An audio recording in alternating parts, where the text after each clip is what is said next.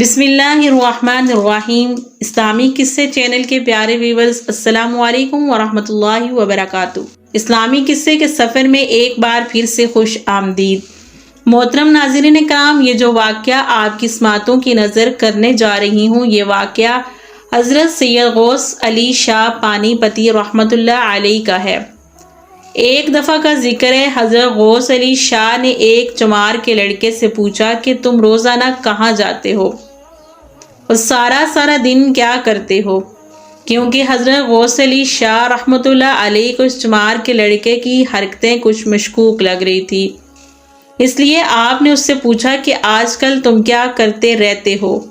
تو اس لڑکے نے جواب دیا کہ میں جہاں بھی جاتا ہوں یا جو کچھ بھی کرتا ہوں، ایک دن اس کے متعلق ہر کسی کو معلوم ہو جائے گا۔ تو آپ رحمۃ اللہ علیہ نے کہا کہ اس میں ایسی کیا رازداری کی بات ہے؟ تو چمار کے لڑکے نے کہا، میں نے کہہ جو دیا کہ یہ بات زیادہ دیر راز نہیں رہے گی۔ آپ رحمۃ اللہ علیہ نے فرمایا، کیا تم یہ چاہتے ہو کہ یہ راز میں اپنی کوشش سے معلوم کر لوں؟ تو جب آپ رحمۃ اللہ علیہ نے یہ بات کی تو آخر کار چمار کے لڑکے نے ہار مان لی اور سارا ماجرا سنانے لگا۔ وہ لڑکا کہنے لگا کہ یہ بات صرف اتنی ہے کہ میں ایک منتر سیکھ رہا ہوں اور اس منتر کی چاپ میں دریا کے کنارے کھڑا ہو کر کرتا رہتا ہوں۔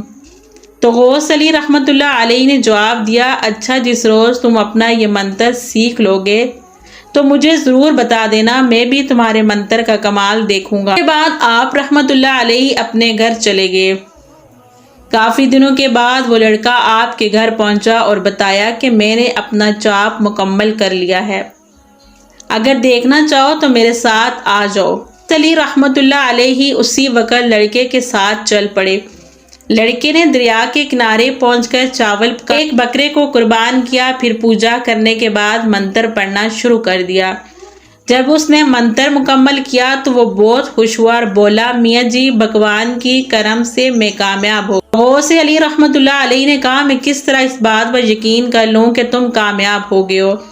تو لڑکے نے جواب دیا، میں جو کہہ رہا ہوں۔ تو غوث علی رحمۃ اللہ علیہ نے کہا، جب تک میں سب کچھ اپنی آنکھوں سے نہیں دیکھوں گا یقین نہیں کروں گا۔ لڑکے نے کہا، چلو پھر تمہیں ابھی اپنے منتر کا تماشا دکھاتا ہوں۔ لڑکے نے ایک کنکر زمین سے اٹھایا، کچھ پڑھا اور پڑھ کر اس کنکر کو درخت پر دے مارا۔ درخت کو فوراً آگ لگ گئی اور دیکھتے ہی دیکھتے وہ درخت راکھ ہو گیا۔ غوث علی رحمۃ اللہ علیہ نے کہا، کیا تم کسی آدمی کو بھی راکھ کر سکتے ہو؟ تو لڑکے نے جواب دیا، کیوں نہیں، میں ہر چیز کو جلا کر راکھ کر سکتا ہوں۔ غوث علی رحمۃ اللہ علیہ نے لڑکے سے کہا کہ تم مجھے راکھ کر کے دکھاؤ تو مانوں۔ لڑکے نے گھبرا کر کہا کہ اگر میں نے آپ کو جلا دیا تو آپ کے گھر والوں کو کیا جواب دوں گا؟ آپ رحمۃ اللہ علیہ نے سینہ تان دیا اور کہا، تم اپنا کمال تو دکھاؤ، ویسے بھی میں راکھ ہو جاؤں گا اور کسی کو پتہ بھی نہیں چلے گا۔ جب آپ رحمۃ اللہ علیہ نے بار بار اصرار کیا تو لڑکے کو بھی طیش آ گیا۔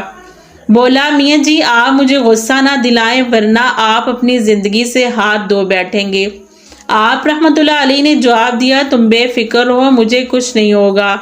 اور اس پر لڑکے کو طیش آ گیا اور اس نے کہا، پھر تیار ہو جاؤ میاں جی مرنے کے لیے۔ پھر لڑکے نے کنکر پکڑ کر اس پر منتر پڑھنا شروع کر دیا۔ غوث علی رحمۃ اللہ علیہ اس لڑکے پر اپنی نظریں جمائے کھڑے تھے۔ جب لڑکے نے منتر مکمل کیا تو کنکر کو غوث علی رحمۃ اللہ علیہ کی طرف پھینکا۔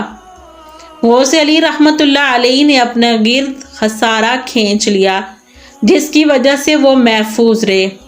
مگر غوث علی رحمۃ اللہ علیہ نے اپنے دل میں سوچا کہ خسارے میں قید ہو کر منتر سے بچے تو کیا بچے۔ آپ نے اس لڑکے سے کہا کہ تم دوبارہ منتر پڑھو، میں پہلے خسارے میں قید تھا، اب میں آزاد تمہارے منتر کا سامنا کروں گا۔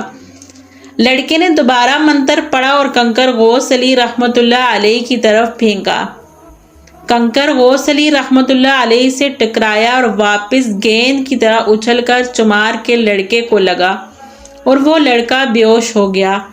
غوث علی رحمۃ اللہ علیہ پریشانی کی حالت میں چمار کے پاس پہنچے، اسے سارا واقعہ سنایا۔ چمار بیچارہ بھاگم بھاگا وہاں پہنچا لڑکا اوندھا منہ زمین پر پڑا تھا، اس کے جملے مساموں سے خون جاری تھا۔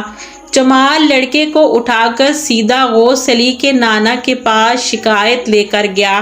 آپ کے نانا نے جب سارا ماجرا سنا تو غوث علی رحمۃ اللہ علیہ کو فوراً طلب کیا اور ان سے کہا کہ غوث میں کیا سن رہا ہوں؟ تو غوث علی نے جواب دیا، نانا جان آپ نے جو سنا وہ بالکل درست سنا۔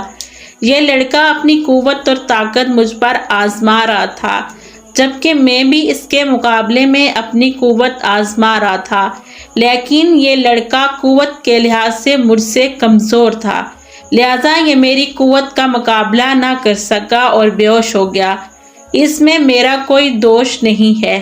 یہ سب سن کر آپ کے نانا غوث علی رحمۃ اللہ علیہ کو کئی تمانچے رسید کیے اور کہا، تو نے شیخ عبد القادر جیلانی رحمۃ اللہ علیہ کو کوئی معمولی سمجھ رکھا ہے؟ تیری کہاں کہاں مدد کرتے رہیں گے۔ اس کے بعد انہوں نے سورہ مزمل پڑھنا شروع کر دی۔